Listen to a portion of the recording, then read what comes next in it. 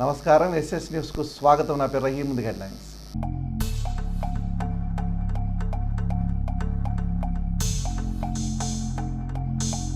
July 5న జాతీయ స్థాయి లోక్ అదాలత్. కక్షిదారులు సద్వినియోగం చేసుకోవాలన్న జడ్జి నరేంద్ర రెడ్డి.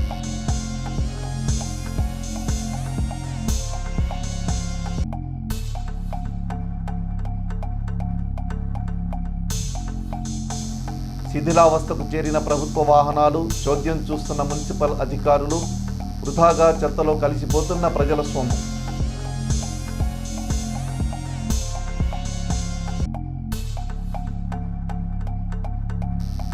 చిలకలూరిపేటలో డ్రగ్స్ అక్రమ రవాణా, డ్రగ్స్ స్మగ్లర్లను వలపన్ని పట్టుకున్న పేట రూరల్ సిఐ సుబ్బానాయుడు. 30 గ్రాముల డ్రగ్స్ స్వాధీనం.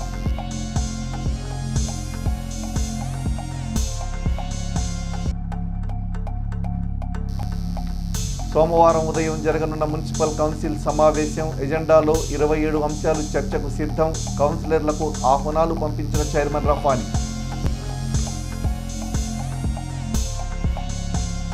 ప్రముఖ ఆధ్యాత్మిక సామాజిక సేవా సంస్థ శ్రీ దత్తసాయి అన్నదాన సమాజం మరియు జై జై సాయి ట్రస్ట్ ఆధ్వర్యంలో జూలై 10వ తేదీన గురువారం గురు పౌర్ణమిని పురస్కరించుకొని ప్రత్యేక పూజా కార్యక్రమాలు ఉంటాయని పూసపాటి బాలాజీ తెలిపారు. గురు పౌర్ణమికి సంబంధించిన గోడపత్రికను శాసనసభ్యులు ప్రత్తిపాటి పుల్లారావు ఆవిష్కరించారు. ఈ సందర్భంగా వారు మాట్లాడుతూ గురు పౌర్ణమి కులమతాలకు అతీతంగా చేసుకోవాల్సిన పండుగని, తమ జీవితంలో ఆధ్యాత్మిక గురువులు, బోధ గురువులు అనేక మంది మనకు గురువులతో సంబంధం ఉంటుందని, వారందరినీ ఆ రోజు గౌరవించుకుంటే గురువు యొక్క అనుగ్రహం కలుగుతుందని తెలిపారు. ఈ కార్యక్రమంలో municipal chairman Sheikh Rafani, Jai Jai Sai trust నిర్వాహకులు డాక్టర్ పూసపాటి బాలాజీ, మాజీ market yard chairman Nelluri Sadasivarao, Telugudesam party senior నాయకులు కరీముల్లా, రమేష్, పిల్లికోటి నాయకులు పాల్గొన్నారు. చిలకలూరిపేట పట్టణంలోని తూర్పుమాలపల్లె 12వ వార్డుకు చెందిన సాతులూరి కిషోర్ కుమార్తె పుట్టినరోజు వేడుక ఘనంగా జరిగింది. ఈ వేడుకకు ఎమ్మెల్యే ప్రత్తిపాటి పుల్లారావు హాజరై ఆ చిన్నారిని ఆశీర్వదించారు. నిండు నూరేళ్లు సంతోషంగా ఆరోగ్యంగా జీవించాలని ఎమ్మెల్యే దీవించారు.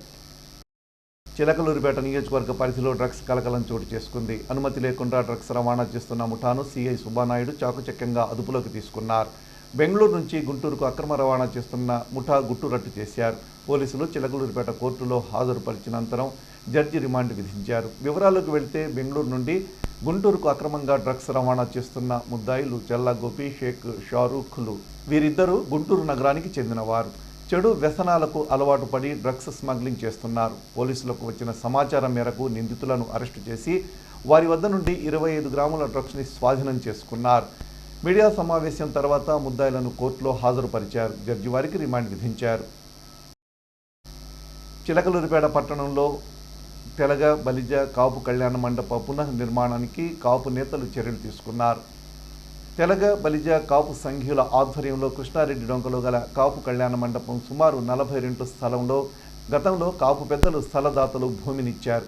కాపు పెద్దల సహకారంతో కొంత నిర్మాణం చేశారు. ఇప్పుడు మరలా నియోజకవర్గ కాపు నాయకులు, పెద్దలు, యువకుల సహకారంతో పునర్నిర్మాణం చేపట్టి స్థల ఆవరణలో ఉన్న జంగిల్ వర్క్ చేసి మరలా కళ్యాణ మండపం పునర్నిర్మాణ కార్యక్రమాన్ని చేపట్టారు. కావున కళ్యాణ మండపం పునర్నిర్మాణ కార్యక్రమం రాష్ట్రంలోని కానీ చిలకలూరిపేట నియోజకవర్గంలో ఉన్న కాపుల సహకారంతో ఈ కాపు కళ్యాణ మండపం పునర్నిర్మాణం అంగరంగ వైభవంగా చేపట్టాలని కాపు నాయకులందరూ నిర్ణయం తీసుకున్నారు.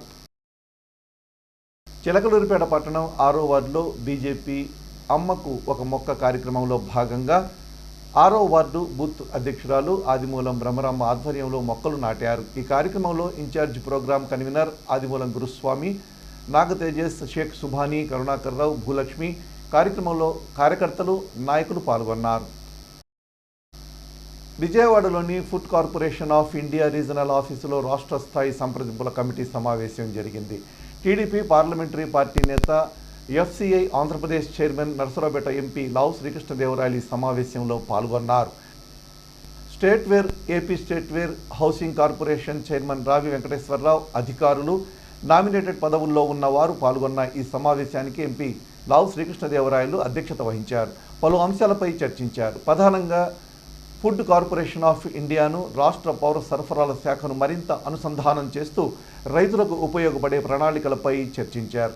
రాష్ట్రంలోని గౌడన్స్ సామర్థ్యాన్ని పెంచే ఆలోచన చేస్తున్నట్లు చెప్పారు. రాష్ట్రంలో ఎఫ్సిఐ తరపున ప్రస్తుతం ఎంత ధాన్యాన్ని సేకరిస్తున్నారు, ఇంకా ఎంత వెసులుబాటు ఉంది అనే అంశంపై చర్చించారు. రాష్ట్రంలో ఎఫ్సిఐ తరపున సేకరించేందుకు 25 లక్షల మెట్రిక్ టన్నుల వరకు అవకాశం ఉంది. కానీ గత ఏడాది 10 లక్షల మెట్రిక్ టన్నులు మాత్రమే సేకరించారు. దీన్ని మెరుగుపరిచే విధంగా చర్చించారు. గోడౌన్లకు సోలార్ రూఫ్లను ఏర్పాటు చేసి 60 మెగావాట్ల సోలార్ ఎనర్జీని ఉత్పత్తి చేసే ప్రణాళికను ముందుకు తీసుకువెళ్లే విధంగా ముఖ్యమంత్రి చంద్రబాబు నాయుడు ఆశయాన్ని సాధించే అంశంపై చర్చించారు. ఆహార వ్యవస్థలో ప్రస్తుతం జరుగుతున్న క్వాలిటీ కంట్రోల్ను మెరుగుపరిచే అంశంపై చర్చించారు. ఫుడ్ కార్పొరేషన్ ఆఫ్ ఇండియాను పటిష్టపరిచే విధంగా రైతులు, మిల్లర్స్తో సలహాలు స్వీకరిస్తామని ఎంపీ లావు శ్రీకృష్ణదేవరాయలు పేర్కొన్నారు.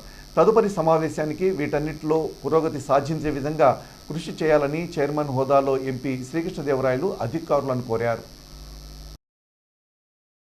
30వ తేదీ సోమవారం మున్సిపల్ కౌన్సిల్ సమావేశం జరుగుతుందని 27 అంశాలతో అజెండాను మున్సిపల్ అధికారులు రూపొందించారు. చిలకలూరిపేట పురపాలక సంఘ సాధారణ కౌన్సిల్ సమావేశం ఈ నెల 30వ తేదీ సోమవారం జరగనుంది. ఎజెండాలో పలు అభివృద్ధి కార్యక్రమాలను పొందుపరిచి కౌన్సిల్ ఆమోదానికి సమావేశంలో ప్రవేశపెట్టనున్నారు.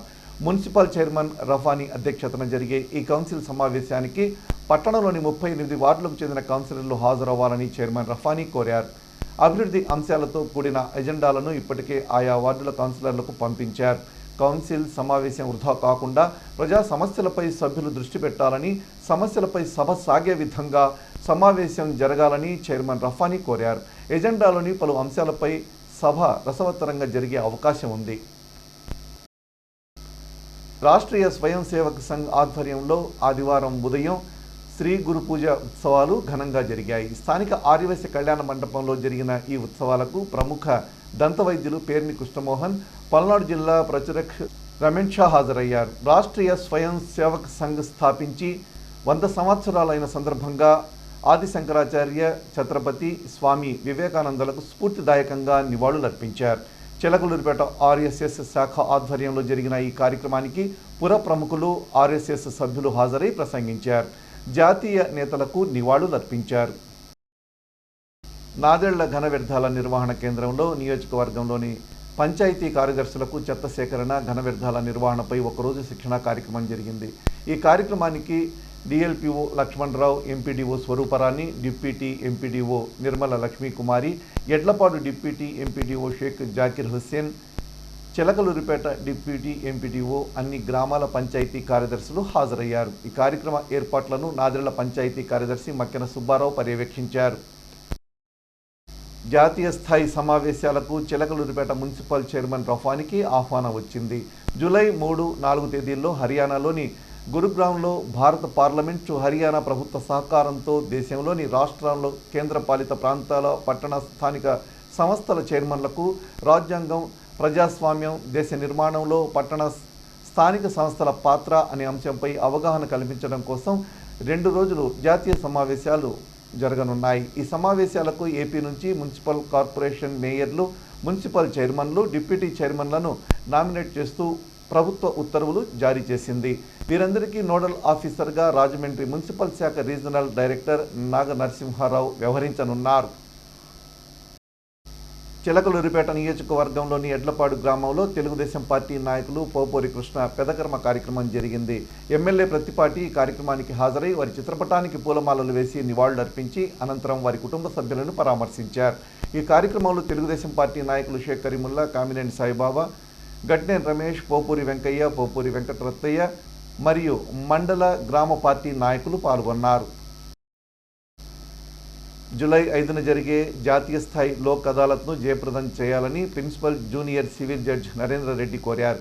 ఈ సందర్భంగా ప్రిన్సిపల్ జూనియర్ సివిల్ జడ్జ్ మండల న్యాయ సేవాధికార సంస్థ చైర్మన్ నరేంద్ర రెడ్డి మీడియా సమావేశంలో మాట్లాడుతూ, నేషనల్ లోక్ అదాలత్ జూలై 5వ తారీఖు సందర్భంగా కక్షిదారులు, ప్రామిసరీ నోట్లు, చెక్కు కేసులు, సివిల్ దావాలు ఇలా పలు రకాల కేసులకు సంబంధించిన కక్షిదారులు నేషనల్ లోక్ అదాలత్ను ఉపయోగించుకొని రాజీ చేసుకోగలిగిన కేసులను రాజీ చేసుకోవాలని కోరారు. 2 కోర్టుల్లో 394 క్రిమినల్ కేసులు రాజీ చేసుకోవడం అవకాశాలున్నాయి. 2 పార్టీల వాళ్ళు కోర్టుకు వచ్చి రాజీ చేసుకోవడం రికార్డు చేసి లోక్ అదాలత్ అవార్డు 5వ తేదీ ఇవ్వడం జరుగుతుందన్నారు. లోక్ అదాలత్లో రాజీ చేసుకోవడం ద్వారా కోర్టు సమయం వృధా కాకుండా వారు కట్టిన కోర్టు ఫీజు వెనక్కి ఇవ్వడం జరుగుతుందని జడ్జి నరేంద్ర రెడ్డి తెలిపారు. Principal junior civil judge cum chairman mandal న్యాయ సేవా అధికార సంస్థ చంద్రూరుపేట కక్షిదారులకి ప్రజానీకానికి తెలియజేయటుంది ఏమనగా, మనకి జూలై 5వ తేదీ national Lok Adalat principal junior civil judge court ప్రాంగణంలో జరుపుబడుతుంది. కాబట్టి కక్షిదారులు ఎవరైనా సరే వాళ్ళ కేసుల్ని రాజీ మార్గం ద్వారా పరిష్కరించుకునే మార్గం దీంట్లో ఉంది.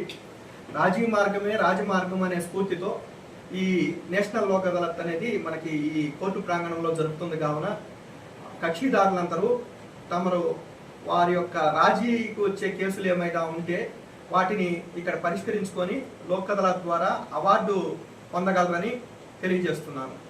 లోక్ అదాలత్ అవార్డు అనేది ఫైనల్, అది దాని మీద ఎటువంటి అప్పీల్ కూడా ఉండదు.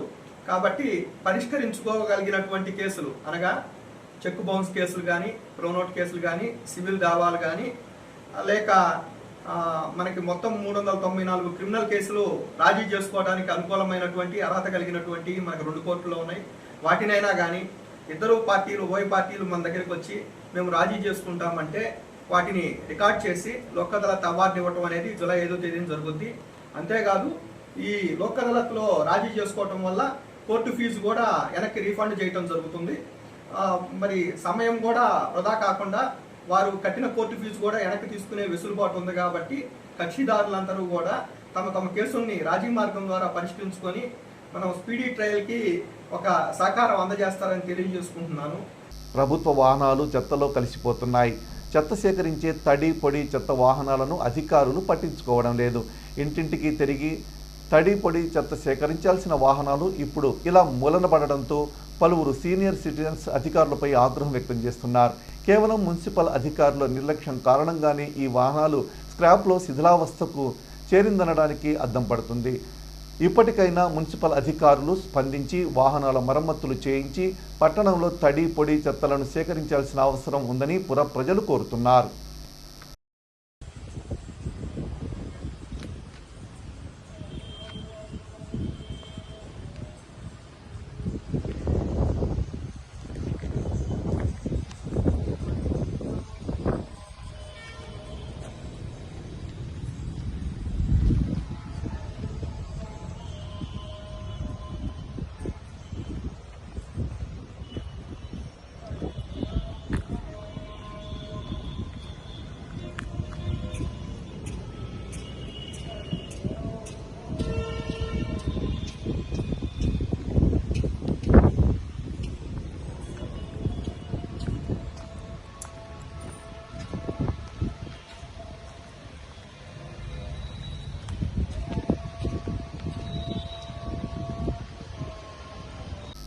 ఎస్ఎస్ న్యూస్ ఇంతటితో సమాప్తం. తిరిగి మరో బులెటిన్లో మళ్ళీ కలుద్దాం. అంతవరకు సెలవు. నమస్కారం.